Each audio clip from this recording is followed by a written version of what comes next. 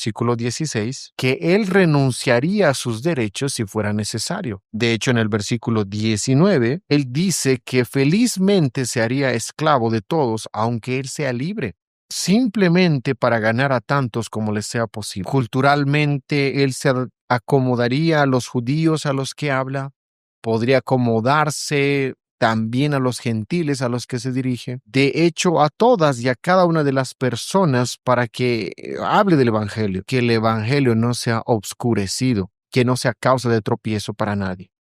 Ahora, si nosotros pensamos que sería difícil ir a través de la vida de esa forma, él dice, esto requiere disciplina y requiere la disciplina de un atleta. Ahora, es interesante cómo utiliza la analogía del atleta. Parte porque, como mencionamos al inicio, cada 2 años los juegos que se celebraban en este istmo en Corintios se llevaban a cabo. Y si esta carta fue escrita en el 54, probablemente era el año de esos juegos. Es más o menos como cuando tú y yo estamos observando la Copa del Mundo y utilizamos eso como ejemplo porque está pasando ahora. Así que él dice, esta vida cristiana es como correr una carrera. Hay un premio al final y el premio es la herencia de todas las promesas del pacto que se resume en la idea de recibir una corona eterna. Y él dice eso en el versículo 25. Recuérdense que el premio en estos juegos griegos era una corona de laureles. Esa es la razón por la que Pablo dice que él está esperando por una corona no perecedera, porque la corona que recibían en los juegos perecía en un par de días. Al final, a manera de resumen, nosotros vemos en el versículo 23, dice, hago todo esto por causa del evangelio, para que yo pueda participar de sus bendiciones. Así que es un capítulo bastante desafiante, pero encaja exactamente con lo que ha estado diciendo hasta este punto. Él está diciendo a los elitistas que su prioridad tendría que ser edificar a la comunidad.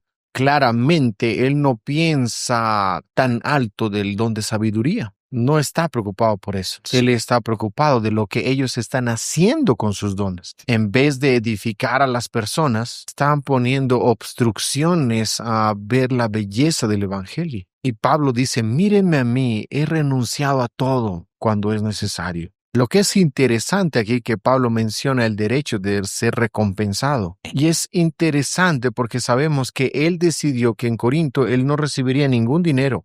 Nosotros lo sabemos por Priscila y Aquila, que él trabajó con ellos para recibir suficiente dinero para poder vivir. Pero al mismo tiempo sabemos que en otros lugares él sí recibió dinero. Así que Pablo hace esto como base del evangelio. Si él está yendo a esta sociedad arrogante y próspera, él está yendo preparado a perder sus derechos de recompensa, porque él no quiere que los elitistas digan, bueno, pero nosotros te pagamos, como si ellos tuvieran control sobre él.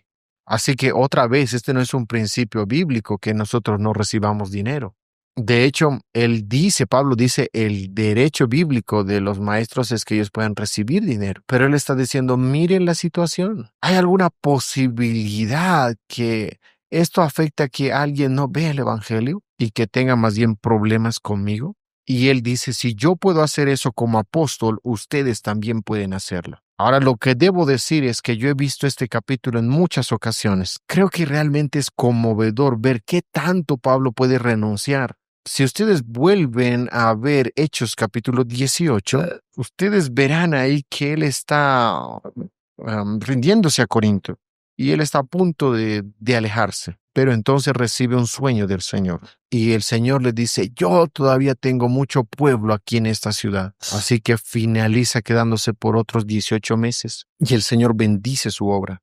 Pero debió haber muchas ocasiones con la persecución, con las dificultades de la obra, con lo cansado que él debió sentirse al estar trabajando durante el día con sus manos. Debió haber muchas ocasiones donde quizá él hubiese querido irse a otro lado, o donde él se hubiese dicho para sí mismo, quizás sí debería recibir el dinero, pero siempre fue el evangelio. ¿Y cómo es que nosotros aplicamos eso a nosotros mismos? Debemos preguntarnos regularmente, ¿cómo es que las personas nos ven?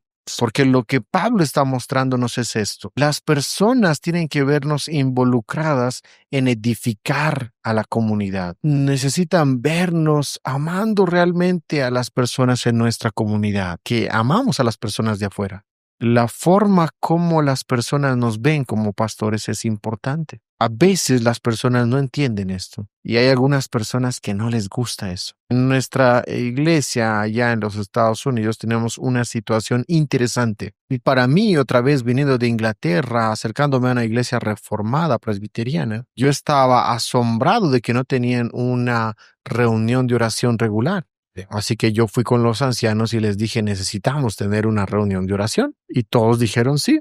Así que empezamos con nuestras reuniones de oración. Pero en la primera reunión de oración tuvimos 60 personas. La mayoría de las personas como de la edad de ustedes. Solo un anciano vino. Nosotros teníamos 15. Y así fue sucediendo por los próximos 3 meses. Y muchas de las personas jóvenes se dirigieron a mí. Y vinieron de manera separada. De una u otra manera, ellos me dijeron, Paul, ¿dónde están nuestros ancianos? No los necesitamos aquí. Así que en la siguiente reunión de los ancianos, yo repetí lo que me habían dicho ante ellos. Ustedes han votado para que hagamos una reunión de oración. Necesitan estar presentes. Y yo les dije, ha habido muchas personas jóvenes que me han preguntado y han notado que ustedes no están ahí, que los extrañan. Y lo han dicho no de una manera crítica, sino porque los respetan. Y uno de los ancianos se puso muy enojado. Nosotros somos ancianos. ¿Qué derecho tienen los jóvenes para decirnos qué tenemos que hacer? Yo no sabía qué decir. No había visto nunca algo así de un líder en la iglesia. La arrogancia, el malentendido de lo que significa ser un anciano. Así que inmediatamente oré en silencio. Señor, ayúdame a estar en paz y dame las palabras correctas que yo pueda dar. Y entonces les llevé al libro de Hebreos, donde el autor le dice a la congregación, miren a sus ancianos e imiten su estilo de vida. Y yo les dije, estos jóvenes lo único que están haciendo es lo que la Biblia les dice que hagan. Pablo hubiese dicho al respecto de este anciano que este anciano estaba poniendo una gran piedra de tropiezo para el evangelio y que se estaba volviendo muy defensivo y que no estaba dispuesto a venir a las reuniones de oración por una hora cada 2 semanas. Un par de meses después, cuando yo estaba realizando un estudio bíblico con los ancianos, de una manera más general, yo volví a ese tema y vimos el capítulo 9. Yo simplemente dije, ahora charlemos. ¿Qué cosas nosotros tenemos que renunciar por el beneficio de edificar nuestra iglesia, por el beneficio del evangelio? Hermanos, amigos, aquellos de ustedes que van a ser pastores, tu congregación tiene un derecho de verte a ti. La Biblia le dice a tu congregación que debe verte. Y esa es una gran responsabilidad. Constantemente nosotros tenemos que preguntarnos, ¿hay algo en mi vida que esté quizá causando una obstrucción al evangelio? Así que si ustedes están hablando a pastores, ya le estoy dando un gran sermón. Eso es lo que trata el capítulo 9. Déjeme decir una cosa más. En este pasaje, con frecuencia hablamos de Pablo acomodándose a situaciones, y claramente eso es lo que él hace mientras va avanzando. Pero necesitamos tener cierta precaución que cómo nosotros entendemos y qué entendemos por la palabra acomodarse o adaptarse. Así que Pablo hace todo por causa del evangelio. Así que cualquier adaptación o acomodación que él haga a cualquier persona siempre está dirigido en todo momento por la idea de que él nunca causará una distorsión del evangelio. Tristemente tengo que decir que en la iglesia moderna ha sido muchas veces el mensaje acomodado a las personas. A veces o con frecuencia pasa con buenas intenciones. Quizá uno dice, puedo alcanzar a más personas si hago esto. Pero con frecuencia lo que pasa es que Cristo es reducido. Cierto tipo de mezcla entre amor, bondad y una forma ética. Y otra vez el desafío de este capítulo es que nosotros necesitamos acomodarnos a las personas, a diferentes culturas. Vivimos en diferentes culturas, tú y yo. Yo tuviera que vivir aquí trabajo entonces sería acomodarme a esta cultura para entonces no causar una piedra de tropiezo para el evangelio. Pero es muy fácil empezar a introducir ciertas cosas que estén más acomodadas a la cultura. Por ejemplo, quizá nosotros tomamos parte de una posición política. Necesitamos reconocer que tendremos personas en nuestra iglesia siempre que tendrán posiciones políticas diferentes. Esto es bastante duro, especialmente en el sur de los Estados Unidos. Mis ancianos en los Estados Unidos eran un poquito mayores, eran bastante conservadores, pero teníamos una iglesia como de casi unas 500 personas y 80% de ellos estaban bajo los 40. Y la mayoría de ellos eran cristianos comprometidos, aunque eran más de posición centra o centrada a la izquierda. Ahora, si yo predicara de las ideas capitalistas estadounidenses de derecha, entonces una persona joven radical que venga a mi congregación inmediatamente se encontrará con una piedra de tropiezo para el evangelio. Una persona que quizá está buscando a Cristo, que desea crecer en su pastor, está predicando de política desde el púlpito y entonces se convierte en una piedra de tropiezo. Pero también funciona al otro lado. Si nosotros predicamos la posición de la izquierda, también nos convertimos en una piedra de tropiezo para el evangelio, para aquellos que tienen una posición más de derecha. Esas son formas en que nosotros ponemos piedras de tropiezo para el evangelio. Ustedes saben, por los creyentes americanos no les gusta en los Estados Unidos. Muchas veces la razón por que los cristianos son rechazados no es por el evangelio, son rechazados porque ellos son del ala derecha. Y porque cuando hay un presidente de la izquierda, cuando él comete adulterio es algo terrible. Pero cuando Trump estuvo a punto de ser elegido, quien se jactaba de su adulterio, ellos decían, está bien, porque su política es lo que el mundo ve. Esa es una piedra de tropiezo para el evangelio. Pero este es solamente un ejemplo obvio. Cuando nosotros decimos que nos acomodamos, nunca debemos cambiar el mensaje. Nunca debemos tratar de cambiar el mensaje para ser más populares. Nunca debemos cambiar el mensaje porque queremos ser más amados por nuestra congregación. Pero debemos ser como Pablo, enfocándonos en una cosa, que incluso cuando estuvo delante del César, él nunca criticó la política de su día. Pablo, que como un judío durante toda su vida, fue preparado para comer comida que en su mayoría él pensaba que le causaba rechazo. Imaginen eso. Imagínate alguna vez a la peor comida que alguna vez alguien te haya invitado a comer, que tú digas, tengo que comer esto por causa del evangelio. Pablo, quien creció y creía firmemente qué tipo de comida tenía que comer, que había sido hecha de una manera particular, donde siempre había comido y había saboreado ese tipo de comida en particular. Y ahora tienen que comer carne que ha sido como incluso hecha para los ídolos, como un barbecue para ellos. Ese es el apóstol Pablo. Y es un ejemplo increíble para nosotros. Y es algo que como pastores vamos a luchar por el resto de nuestras vidas. ¿Estamos nosotros presentándonos como una piedra de tropiezo? Muy bien, ese es el capítulo 9. Ahora lo que me gustaría hacer en este momento es volver un momento a la pregunta que hicieron el día de ayer que no respondí. Tengo mucho todavía por avanzar, así que prometo no dedicarme demasiado tiempo en esto, pero encontré un gran comentario y que trata con este asunto. Para aquellos que tal vez no han entendido, el comentario que encontré es el comentario que escribí. Así que el asunto no es un asunto de variantes textuales. Déjenme recordarles de la pregunta. Era una pregunta basada del capítulo 7, el versículo 38, donde la Reina Valera y otras versiones habla del padre que da a su virgen para que se case. Pero si ustedes observan a la mayoría de las traducciones modernas, simplemente se refiere al hombre que se va a casar. Así que espero que entendamos la diferencia. Leamos primero en la Reina Valera capítulo 7, versículos 36 al 38. Pero si alguno piensa que es impropio para su hija virgen que pase ya de edad, y es necesario que así sea, haga lo que quiera, no peca, que se case. Pero el que está firme en su corazón sin tener necesidad, sino que es dueño de su propia voluntad y ha resuelto en su corazón guardar a su hija virgen, bien hace.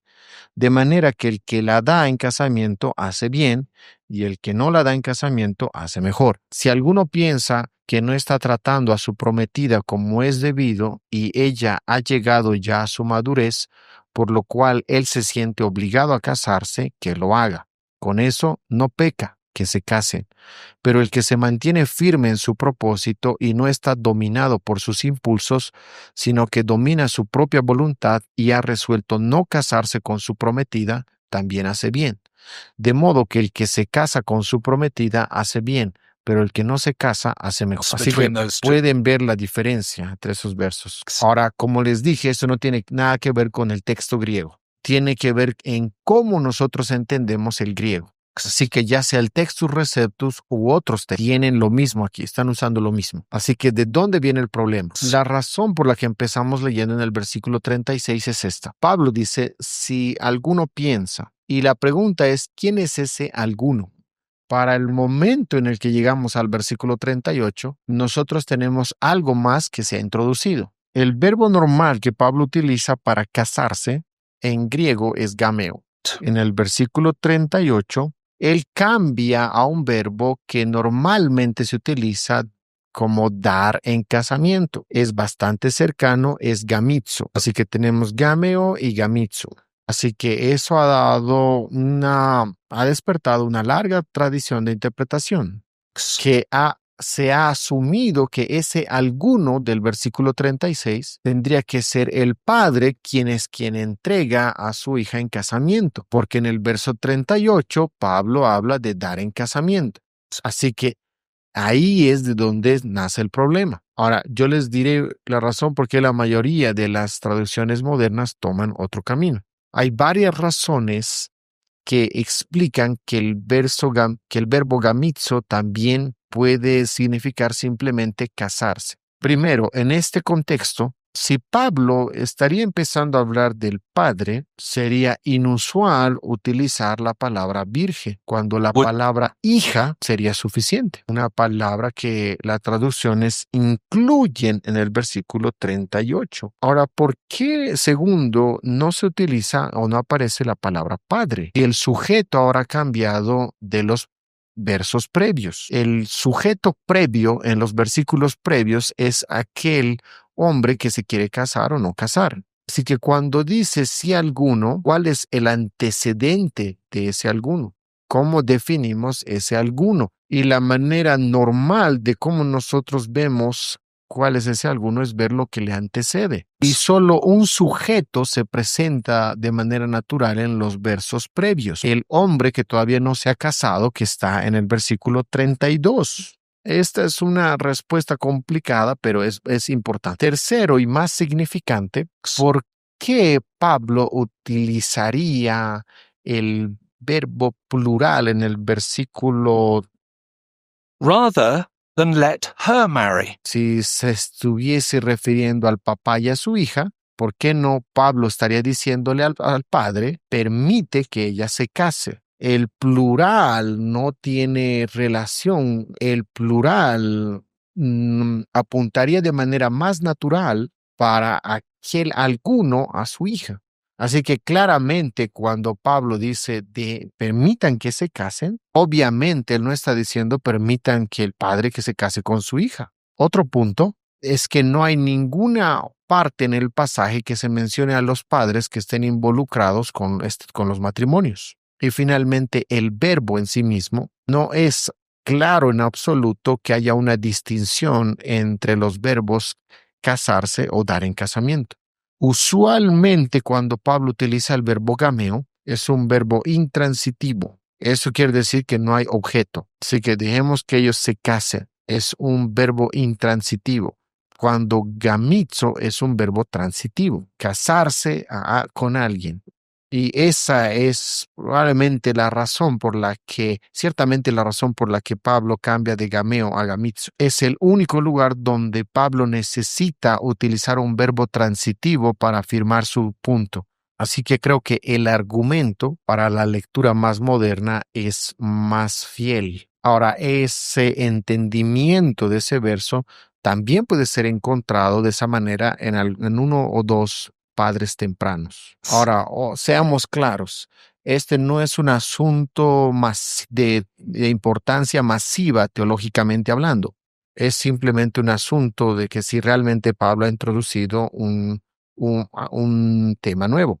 Espero que ayude. Sé que es complicado, pero espero que ayude. No acusen a las traducciones textuales, todas son las mismas. Creo que lo que Pablo está estableciendo de las dos personas que está hablando, por las razones que ha dado en el versículo 36, dice que hacen bien si se casan. Y si no se casan, por las razones que él da en el versículo 37, eso también está bien. Ambos son aceptables delante del Señor. Ambos pueden reflejar ser devotos al Señor.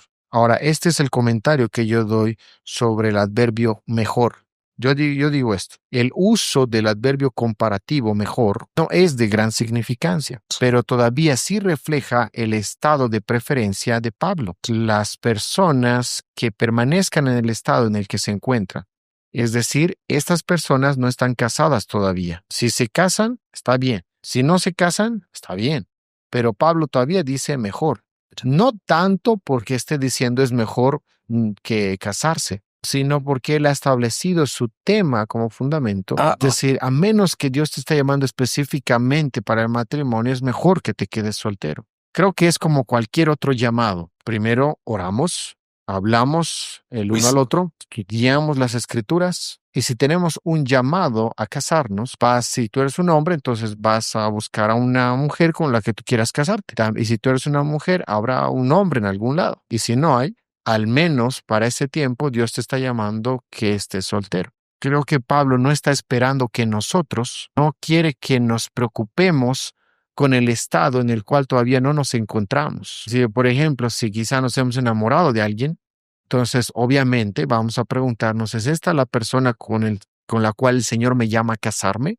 Pero he visto muchas personas, especialmente cuando están por sus 30, por los mediados 30, que ellos están preocupados sobre casarse, como un hombre o una mujer ahí que esté alrededor de ellos. Y creo que lo que Pablo diría, miren a lo que Dios les ha llamado en este momento. No desperdicien su tiempo tratando de ser algo de lo que ahorita no son. Sé devoto al Señor. Él te va a presentar a una mujer maravillosa en algún momento, pero tal vez no.